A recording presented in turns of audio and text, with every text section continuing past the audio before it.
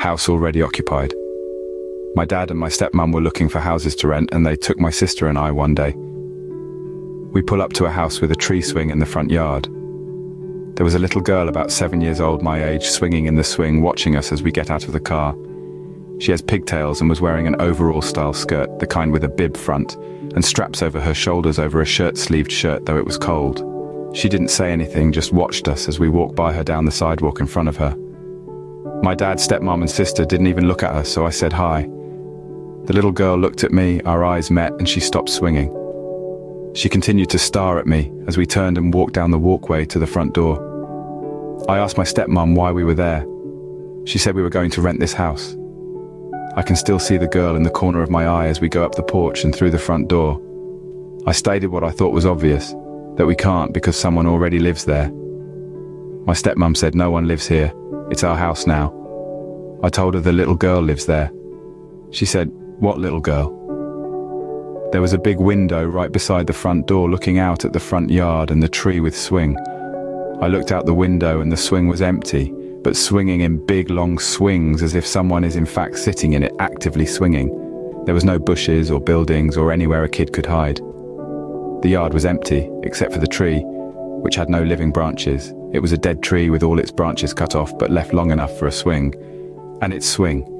It had literally been like 2 seconds since I walked through the doorway where I could see the girl out of the corner of my eye to looking out the window and seeing no one. That was just the first experience with that house and its spirits. She wasn't scary, but other things there were. I would hear heavy footsteps in this house, like a tall man wearing heavy work boots. My dad was a welder who wore steel-toed boots, and it sounded like that. I would hear the footsteps going from the front door to through the kitchen, through the living room behind the couch, and into the first bedroom that my sister and I shared. My stepmom kept the door closed, she said, to keep the house warm, because that room was always cold, but I found out later she too was creeped out by that room. Sometimes the footsteps would just stop at the closed door, but sometimes the door would open and then shut on its own. I always wanted the door open and refused to sleep in there with it closed. My dad hated leaving the door open since the room was right off the living room and he worked late sometimes and liked to stay up watching TV. My dad and sister didn't hear the footsteps, but I knew my stepmom did. I could see her get nervous and stiff and follow the footsteps with her eyes when they went behind the couch where everyone sat. I wouldn't sit on the couch. I always sat on the opposite wall in the armchair, even though I had to look at the TV sideways. I asked my stepmom about the footsteps and how they filled me with fear. She told me they couldn't hurt me. They were just an echo from people who used to live there. My dad used to get home late after we went to bed and he'd come in and check on my sister before closing the door and going to watch TV. One night, I heard his big, heavy boots come from the front door into our room. Instead of leaving after a few seconds, he stood there. He was angry. I could feel his anger, getting angrier and angrier, like a stifling feeling. I could hear him breathing, harder and harder as he got angrier. Finally, I rolled onto my back to look at him standing at the foot of the bed. It wasn't my dad. A tall man with broad shoulders and thick, longish dark hair stood there. He wore a blue-checked heavy woodman type work shirt and dirty jeans. He had no face. Where his face should have been was a black mass of fast-moving scribbles, like a child was using a black crayon or marker and scribbling out his face. I tried to scream, but my breath had left me. I was so scared I wet the bed. I sat up to leap out of bed, but when I moved, he climbed up on the bed, arms and legs on each side of me, that horrible scribbly face and his anger radiating. I pulled the COS over my head and laid back down, telling myself over and over that he couldn't hurt me. He lay down on top of me, high weight pressing me into the mattress and pushing the blanket into my face so I couldn't breathe.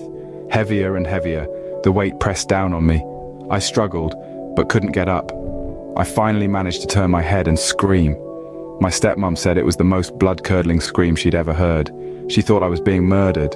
When she burst into the room and turned on the light, she said she couldn't see me in the bed. She pulled off the covers and she swears she saw my body pressed down into the mattress. My body was flat under the covers next to the clearly visible shape of my sister, who was still sleeping, very heavy sleeper, next to me. When she jumped into bed, she said, "Let her go." She saw and felt the weight leave the mattress, and my body come up from where I was pressed into the mattress. She hugged me and I cried and cried, but also chewed her out for saying he couldn't hurt me. She kept saying, "I know, and I'm sorry." My dad came in demanding to know what the noise was about, angry at being woken up. My stepmom was pretty pissed and said she had told him so, and now look what happened. She wanted to move immediately, but my dad refused, and he paid all the bills. So we had no choice but to stay in that house. But I never went into that room again. My stepmom moved the couch and TV, and my sister and I slept on the floor with the TV on all night. I would still hear the heavy footsteps walking past where we slept going into that room, and the door would open and close, but he never strayed from that path. I never saw him again, and he never bothered again, but I never again went in that room. I did, however, see the two little kid spirits after this happened. So my sister and I slept on the floor in the living room after the incident with the man in the creepy bedroom. There was a large opening between dining room and living room. The kitchen was behind a wall from the living room, but the dining room and kitchen was one big room. We had a couple cats. I would sit on my bed on the floor in the living room and roll balls from there into the dining room, bounce them off the far wall so it came back to me. The cats would chase it. Sometimes the cat would bat the ball sideways into the kitchen where it bounced off the cabinets, and I'd have to get off the bed to get it. When this happened, the ball would bounce out quickly. Great fun for all, including the unseen residents, it turns out. Sometimes the ball would bounce sideways into the kitchen and get stuck under the lower cabinets, and I'd have to go around the wall into the kitchen to get it out. The cats usually chased after the ball when it went sideways into the kitchen. One day, my sister was outside playing with my stepmom, and I was by myself in the living room, throwing the ball. The cat batted it sideways, and it went thunk, like it did when it got stuck under the cabinets. I started to get up and go get it when I heard whispering in the kitchen. I froze. I noticed the cats were crouched in the dining room, staring into the kitchen, tails swishing, staring expectantly like they do when they wait for me to toss the ball. The hairs stood up on my body, and I suddenly felt electrified. I heard someone move in the kitchen, and I heard another voice whispering. It sounded like two children. I heard a little girl voice say, "Don't, you'll make him mad." Then the ball bounced out of the kitchen at an angle, so it rolled into the living room, but it's far away from me. I watched the ball roll, and as I'm watching the ball, I saw a little boy's face peek around the wall to the kitchen.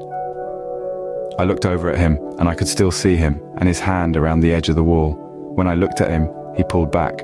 I was frozen and so scared I couldn't speak or move. I could only see the edge of his face, his hand, and after a moment he peeked around the corner again. He was younger than me at that time, maybe 5 or 6, and he has light-colored hair and freckles. He looked washed out and faded dull colors. I heard whispering behind him, the little girl voice again, sounding scared now. I waved at the boy. He waved back, smiling shyly. Then the cats went tearing out of the kitchen and across the living room back to my dad's room. At the same moment, the heavy footfalls thumped into the living room. The boy disappeared, and the door on my bedroom, that I no longer ever go into, slammed shut. My stepmom came running into the house asking what's wrong. I told her I'm okay and asked why.